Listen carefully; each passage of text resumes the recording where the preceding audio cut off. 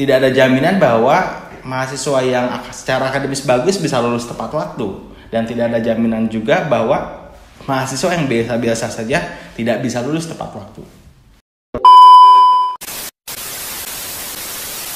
Assalamualaikum warahmatullahi wabarakatuh.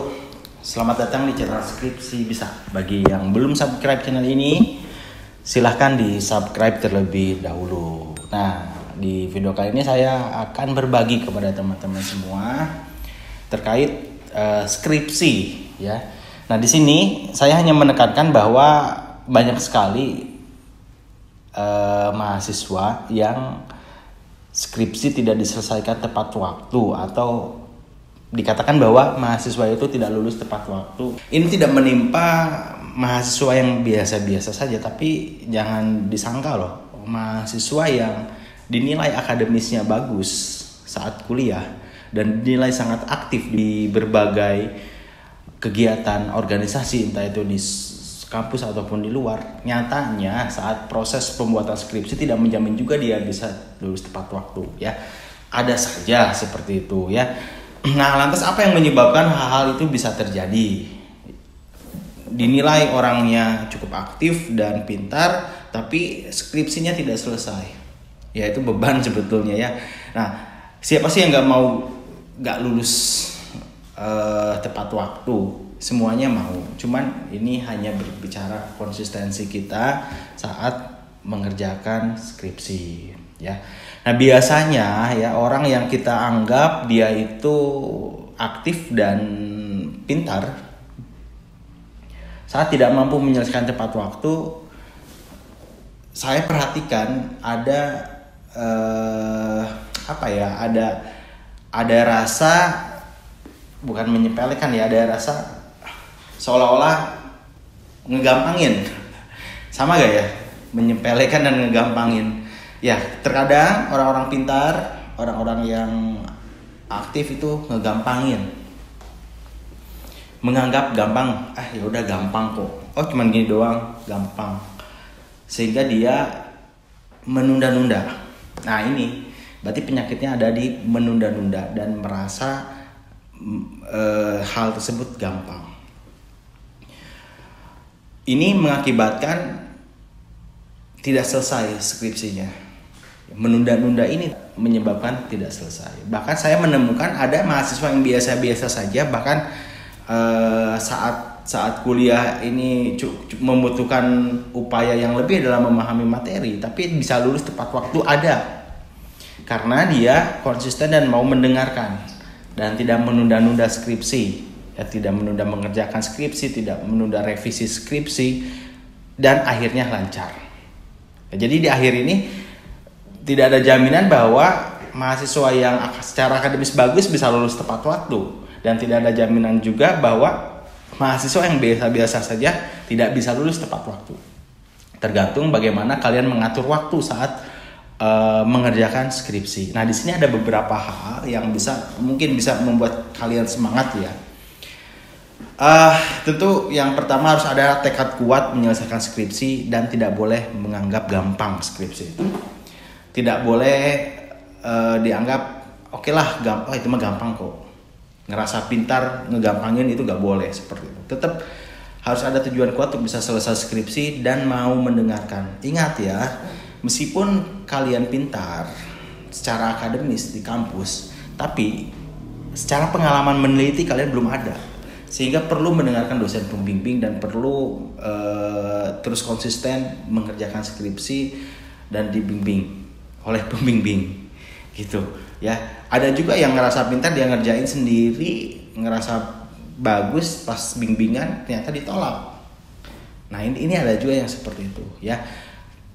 Tanamkan tekad kuat, tujuan kuat untuk menyelesaikan skripsi.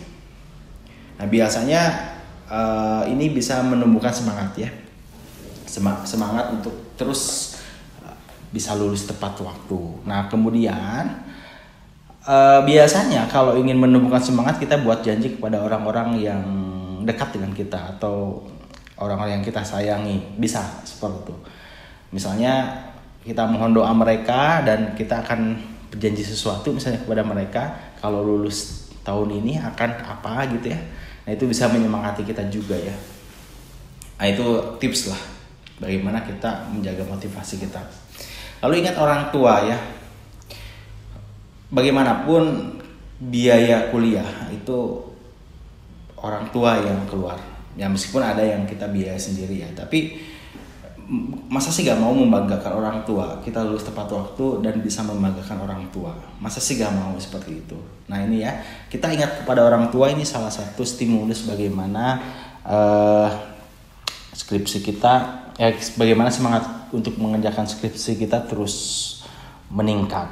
Nah, atau datang ke wisudaan atau lihat momen wisuda kakak kelas misalnya, sehingga kita terpacu lagi. Dan bayangkan kalau misalnya kita di wisuda, ada orang-orang yang kita cintai ada di sana, wah itu bangganya luar biasa. Nah begitu ya, datang ke wisuda atau saksikan momen-momen wisuda orang lain.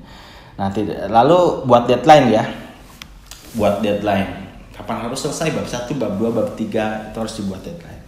Selanjutnya adalah banyak berkumpul dengan para pejuang skripsi.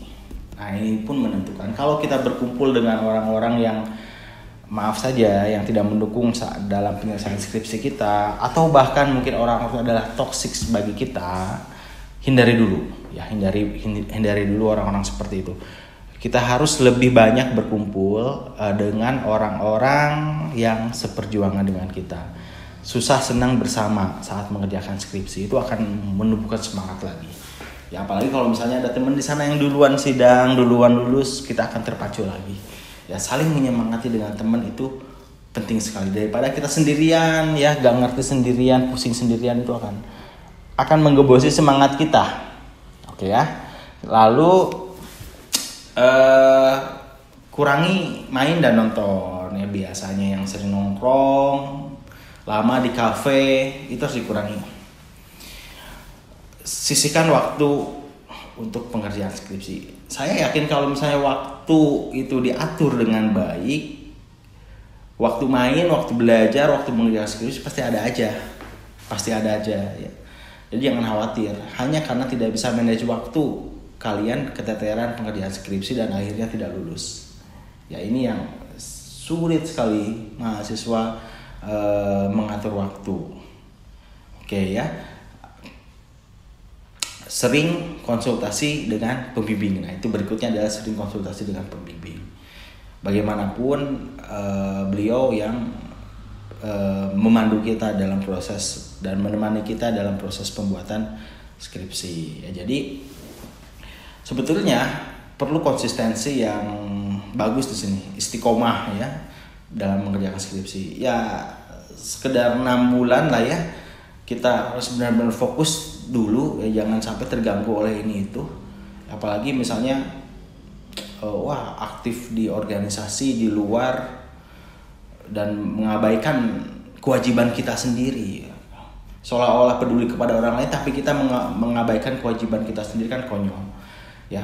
Paling tidak 6 bulan inilah dalam proses pengerjaan skripsi ini fokus pada kelulusan. Setelah itu mangga kalian fokus di organisasi luar, fokus mencari kerja ya silahkan. Ya setidaknya 6 bulan itu dulu. Jangan sampai mengorbankan yang 6 bulan akhirnya tidak selesai tapi akan berdampak kepada kehidupan kita ke depan. Ya jangan sampai seperti itu. Ya. Bukan egois tapi memang kita perlu ada prioritas, kapan kita diprioritaskan oleh diri kita sendiri. Jangan sampai kita sendiri tidak memprioritaskan diri kita. Ya padahal dengan bisa lulus skripsi ini, bisa lulus kuliah ini, kita bisa bantu banyak orang. Seperti itu ya, itu tidak egois. Kalau kita fokus kepada diri sendiri saat mengerjakan skripsi, ketika lulus kuliah kita bisa bermanfaat lagi pada banyak orang. Jadi itu ya teman-teman semua. Jangan ngerasa kepintaran ya, jangan ngerasa kita paling bisa, jangan ngerasa ngegampangin.